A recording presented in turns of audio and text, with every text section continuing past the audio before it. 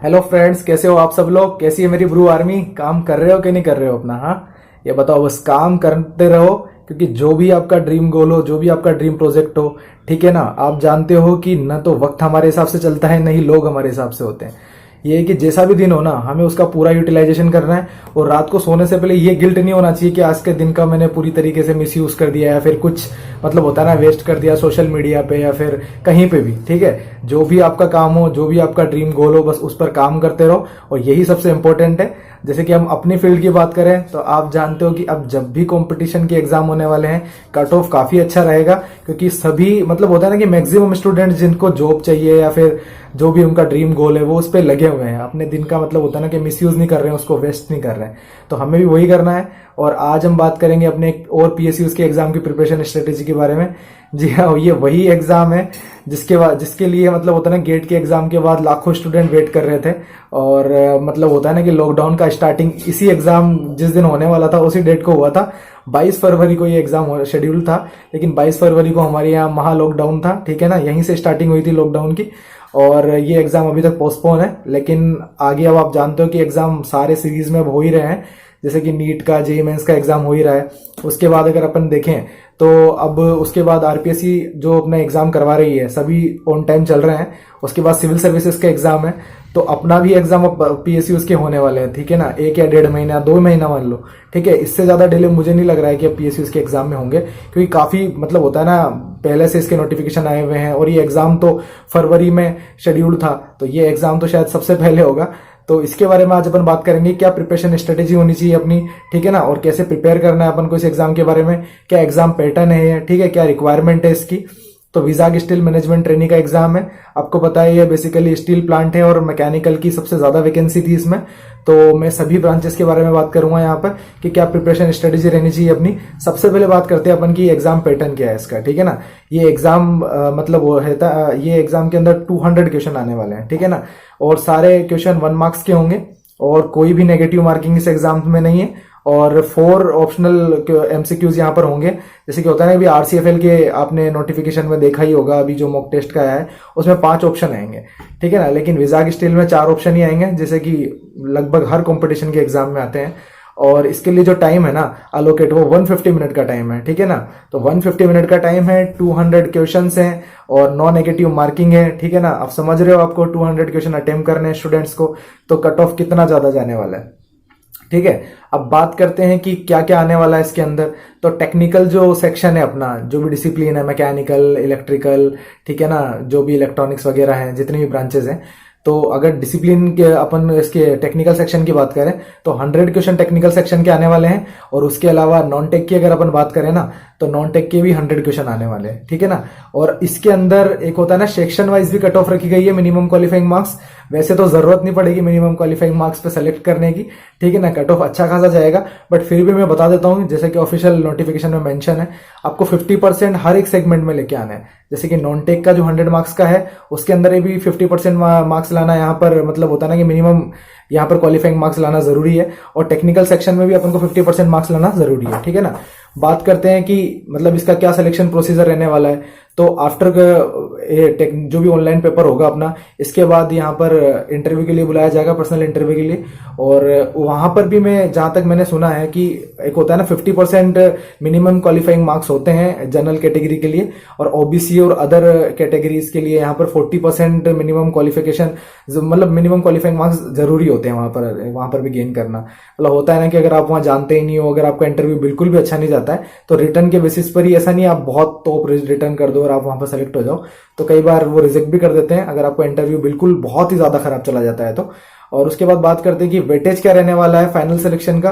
तो 80% वेटेज तो यहाँ पर रिटर्न का दिया जाएगा, जहां तक है उन्होंने ऑफिशियल नोटिफिकेशन में मेंशन नहीं किया है, बट प्रीवियस के अंदर भी आप जानते हो कि विजाग स्टील के पेपर हुए हैं, और उसी के हिसाब से मैं बता रहा हूं, जितना भी मैंने कोरा पे पढ़ा है और जितना भी एनालिसिस किया है, कि 80% वेटेज तो रिटर्न का मिल रहता है यहाँ पे, और 20% वेटेज यहाँ पर आपका पर्सनल इंटरव्यू का लिए रहेगा। ठीक है ना, तो 80-20 का रेशो रहेगा, और एग्जाम अब कभी भी होने वाला है। तो ये तो था बेसिकली कि एग्जाम पैटर्न क्या रहने वाला है। ठीक है ना, अब अपन बात करते हैं कि अपन क्या प्रिपरेशन स्ट्रेटेजी होनी चाहिए इसके लिए। टेक्निकल के लिए मैंने आपको बता ही दिया था, जैसे कि मैकेनिकल की अगर मैं बात करूं या इलेक्ट्रिकल की बात करूं, तो आप गेट 1 मार्क्स के क्वेश्चन, ठीक है ना, और आईएएस के जो 1 लाइनर क्वेश्चन होते हैं छोटे वाले, वो वाले क्वेश्चन। इसके अलावा आप आर एस खुरमी, और खुरमी वाली बुक शायद किसी और राइटर के नाम से इलेक्ट्रिकल में भी आती है, तो वो वाली बुक, और आर के जैन, ठीक है ना। ये मोर देन सफिशियंट है, ठीक है ना। अगर आपके पास टाइम हो तो ही आप इन चारों को मटेरियल को करो, अगर टाइम ना हो ना तो मतलब आप एक आध दो स्किप भी कर सकते हो, ऐसा कुछ नहीं है। एसएससी जेई के प्रीवियस ईयर क्वेश्चन के बारे में मैं इसलिए नहीं बोलता हूं क्योंकि आर के जैन और आर एस खुरमी अगर आप कवर कर लेते हो ना, तो वो एसएससी जेई के क्वेश्चन होते हैं सारे।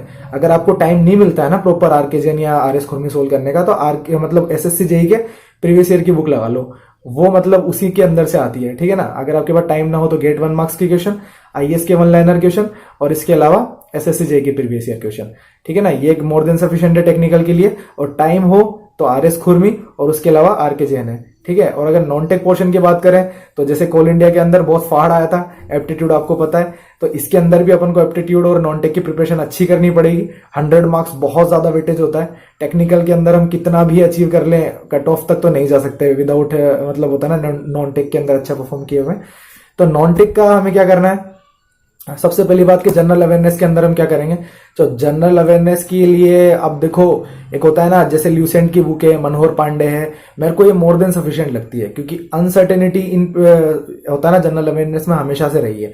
अगर यहाँ पर 20 से 25 क्वेश्चन आने वाले हैं तो आप कितना भी अच्छा प्रिपेयर कर लो, आप 20 से ऊपर नंबर तो ला ही नहीं सकते। मतलब होता है ना कि इतना तो शायद हमें डीपली पढ़ना पड़ेगा, तब जाकर हम उन एग्जैक्ट डाटाबेस क्वेश्चन आते हैं वो लोग, तो वैसा तो हम प्रिपेयर कर नहीं सकते, ठीक है ना। जिसने बहुत ही अच्छे लेवल पे प्रिपेयर किया हो, जो सिविल सर्विसेज के लिए प्रिपेयर कर रहा हो, तो उसका तो फिर भी समझ सकता हूं मैं, ठीक है ना। तो अगर अपन बेसिक भी प्रिपेयर करें तो मिनिमम टू मिनिमम अपन 15 से 20 के बीच में अगर लाई कर जाते हैं, अगर अपन ल्यूसेंट कर लेते हैं, मनोहर पांडे अच्छे से कर लेते हैं, और टेक्स्ट बुक वगैरह की जो टेस्ट सीरीज है, ग्रेड अप है, ठीक है ना। अपन टेस्ट सीरीज के बारे में भी डिस्कशन करेंगे बाद में कि कौन से टेस्ट सीरीज बेटर है और कैसे अटेम्प्ट करनी चाहिए, ठीक है ना। मैं आपको अपनी टेस्ट सीरीज के बारे में बताऊंगा कि मैंने कौन सी टेस्ट सीरीज परचेज की हुई है और मुझे कौन सी टेस्ट सीरीज सबसे मतलब होते हैं ना कन्वीनियंट लगती है। एक होता है ना लो कॉस्ट के अंदर अच्छी क्वालिटी अपन को मिल रही है, नंबर ऑफ क्वेश्चंस के बंचेस मिल रहे हैं प्रैक्टिस के लिए, तो वो चीज मैं आपको बताऊंगा। क्योंकि टेक्निकल का उतना ज्यादा टेंशन मुझे भी नहीं है, नॉन टेक का रहता है कि उसका प्रैक्टिस सेट मुझे अच्छे मिल जाए, क्वेश्चंस प्रैक्टिस के लिए अच्छे मिल जाए, तो उसके बारे में अपन बात करेंगे, ठीक है ना। तो अपन बात कर रहे थे कि नॉन टेक का क्या करना है। तो एप्टीट्यूड रीजनिंग के लिए मैंने आपको बताया कि वाईफाई स्टडी मतलब है ना, अगर आपको होता है ना फंडे, अगर शॉर्टकट आप नहीं जानते हैं, जैसे कि मेरे को भी काफी टॉपिक्स में पता नहीं थे, डाटा इंटरप्रिटेशन वगैरह टॉपिक्स जो नए ऐड हैं विजाग स्टील के अंदर, ठीक है ना, वो वाले टॉपिक्स अच्छे से करने हैं। रेशियो प्रोपोर्शन और परसेंटेज वाले मेरे को मतलब होता है ना खुद को पर्सनली काफी सारी प्रॉब्लम आती थी, क्वेश्चन सोल्व हो जाता था बट वो क्वेश्चन टाइम कंज्यूम करता था, और टाइम कंज्यूम करना मतलब कि होता था ना कि मैं सिलेक्शन से बाहर हो जाता था हर बार। तो अब की बार मैंने उस पर फोकस किया है। तो वाईफाई स्टडी साहिल सर पढ़ाते हैं, और जो मुझे सही लग रहा है मैं आपको बता रहा हूँ, आपको जो सही लगे आप फॉलो करो, ठीक है। मैं अपना बेस्ट आपको एडवाइस दे रहा हूँ जो मैंने एनालिसिस किया है।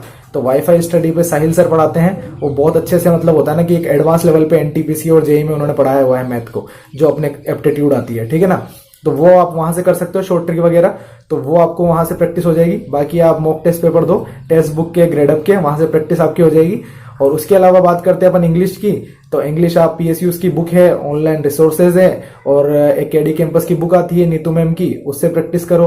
और उसके अलावा क्वेश्चंस थ्रू कॉन्सेप्ट करो। आप होता ना कि कॉन्सेप्ट थ्रू क्वेश्चन वाला जो मैंने प्रोसीजर बताया था कि क्वेश्चंस जैसे भी करोगे आप तो आपको समझ में आएगा कि अच्छा क्या इसमें अपनी एरर हो रही है। जितने ज्यादा क्वेश्चन अपन प्रैक्टिस करेंगे ना, उतने ही इंग्लिश के अंदर और एप्टीट्यूड रीजनिंग में तो तभी अपना मतलब होता है ना कि गलतियां कम होगी।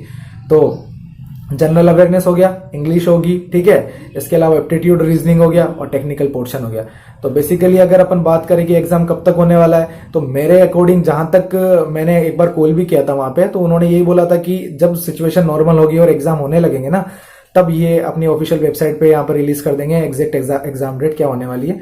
बट फिर भी हमें प्रिपेयर रहना है, क्योंकि सितंबर लास्ट वीक तक या फिर अक्टूबर में, या फिर होता है ना नवंबर में, अक्टूबर में तो मोस्ट प्रोबेबली चांस है कि विजाग स्टील मैनेजमेंट ट्रेनिंग का एग्जाम होगा, ठीक है ना।